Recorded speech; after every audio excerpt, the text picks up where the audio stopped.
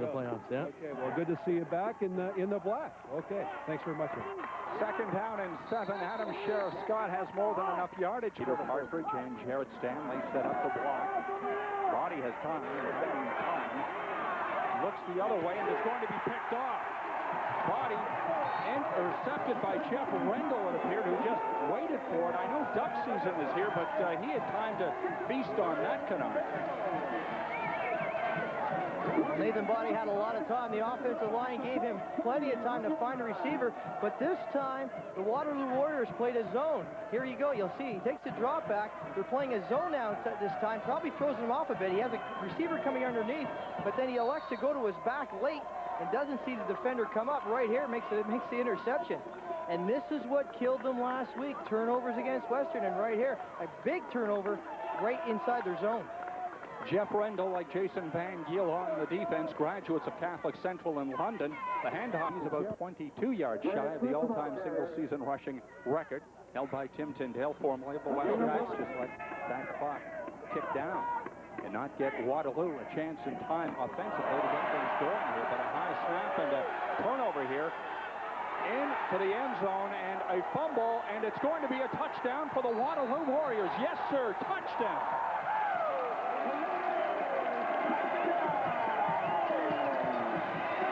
Well, there's turnovers in just a second. A high snap recovered in the end zone by number 5, Jeff Rendell. Touchdown, Waterloo. 7.5 minutes to play in the third quarter. Body with a play-action fake. Jason Van Giel on him. His help comes in as well by number 5, Jeff Rendell, who actually read the play perfectly. There were no blockers out there for Body, and he was on his own.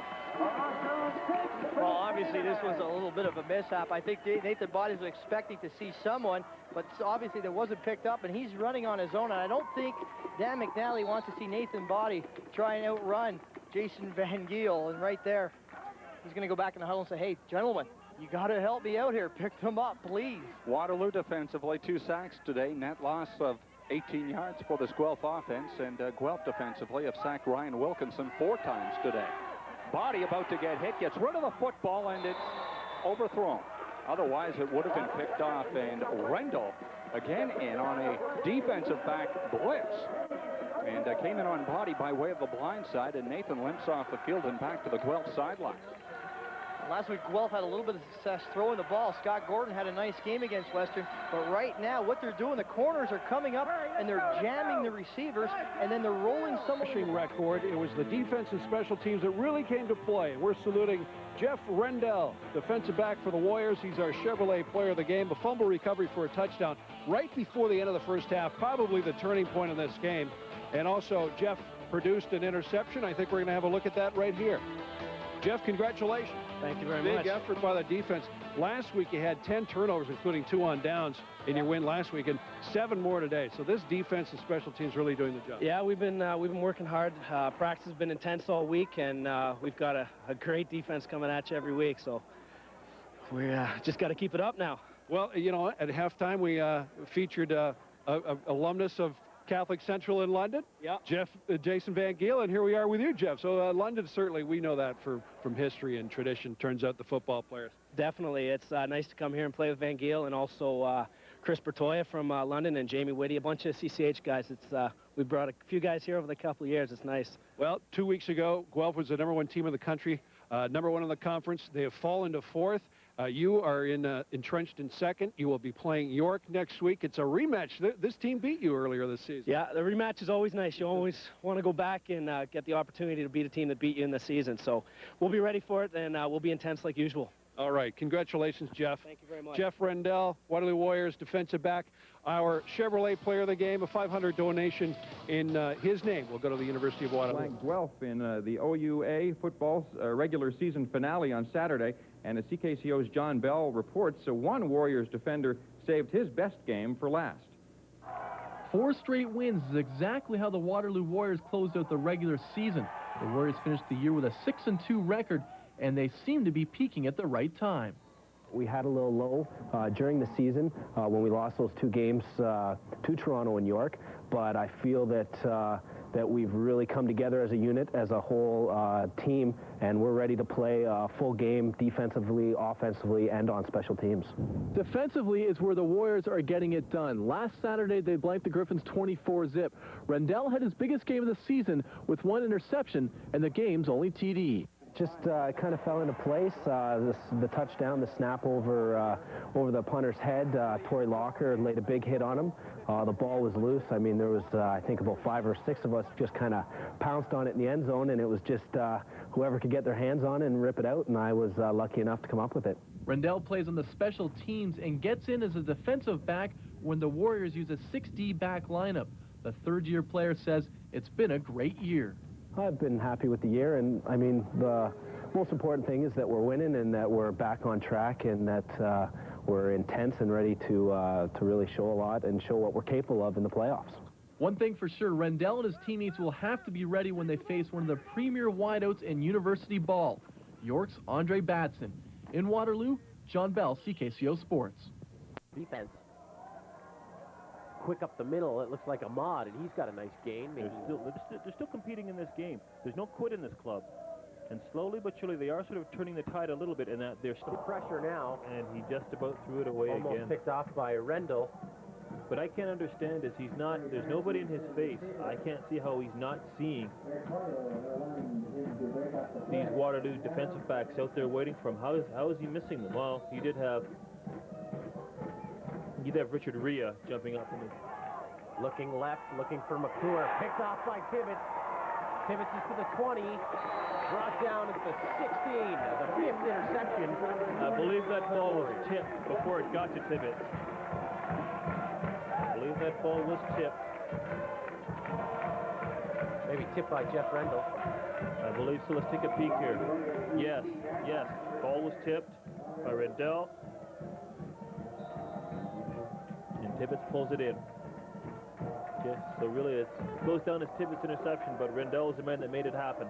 Brusco, the quick pitch. Johnson cuts it up inside. Johnson yardage and down at the 29-yard line. A tough start. Fumble on the play. Turnover time. Who's got it? The Waterloo Warriors. Jason Tibbetts comes up. Quarterback Michael O'Brien hands off to the tailback Mike Laszlo as he drives up ahead to the 35-yard. It's a great Vanier Cup week leading up to the game. Tell us what happens, what's happening down in the stadium then. As well with Mike Laszlo, and a chance here for the Mustangs really to get something done, but on second down and 2, wasting it in between plays. Fabian, 4 carries, 57 yards. It's Jimmy Meldrum, who they have tried to get going. Aladave Sapunjas, a guy who unseated starter Ray Krume for the slot back position, taken down by Jeff Rendell. Well, Waterloo did a good job of stringing that out just a little bit wider than I think the hole was going to be, and then stuffing it. There wasn't much place for Meldrum to run. Again, that movement and the quickness that Waterloo shows you, not only from their linebackers, from that secondary support that they get upfield when they see the play going wide. Oh! And there's a thunderous hit and a fumble, and back it comes the other way. Jeff Rendell levels Oliver Corey. And you know what? We talked about the brouhaha at the end of the game in 1995. We may not be far from that right here. Frustration's mounting. I'm glad someone invented this back pad a few years ago, because he takes it right in the middle. Randall hits him square on the button.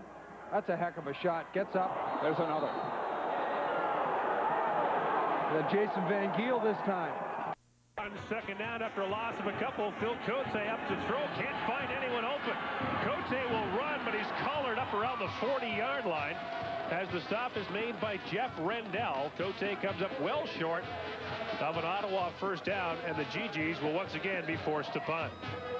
One of the adjustments that Waterloo made on defense, anticipating that Ottawa would probably throw the ball a little more today with Trevor Bailey out of the lineup, was to insert Jeff Rendell as a linebacker. Well, he's really a defensive back, and here on the second series of the game, he makes the play on quarterback Phil Cote and keeps him short of a first down. But an interesting adjustment on their defense to take advantage of the fact that they don't think Ottawa's going to run the ball very much today. Doug Waters back to kick, gets a good high punt away. It's fielded at the 40-yard line and dropped, and the Ottawa GGs have it. And now they're up and running with it. Mark Thompson, number 26, pushed out of bounds at the 20-yard line. And a huge break. Looks like some early movement. No flags on the play. Chris Benton has the first down as he slides down to the Waterloo 33. On first down. Benton loses the football. And it is Waterloo ball. Here's Jeff Rendell, the halfback, defensive back linebacker that's in the game, and he's the one that first makes contact and punches the ball loose. Watch it right here. If the right hand goes in, he punches that ball loose and his teammates recover. GG's if it continues. Phil Cote takes the ball straight ahead. Look at him go. Finally stopped by Jeff Rendell, but not before a pickup of 7 yards. And an Irish first down. Usman Tunkara now on the reverse. Tibbetts does a good job of taking his feet out from under him. Jeff Rendell was also there on the pursuit. And it was interesting, the adjustment we talked about at the beginning of the game with Jeff Rendell in as a defensive back playing linebacker. He did not make the tackle on Tunkara, but he forced him to go a little wider than he probably wanted to, and then Jason Tibbetts was able to make the tackle.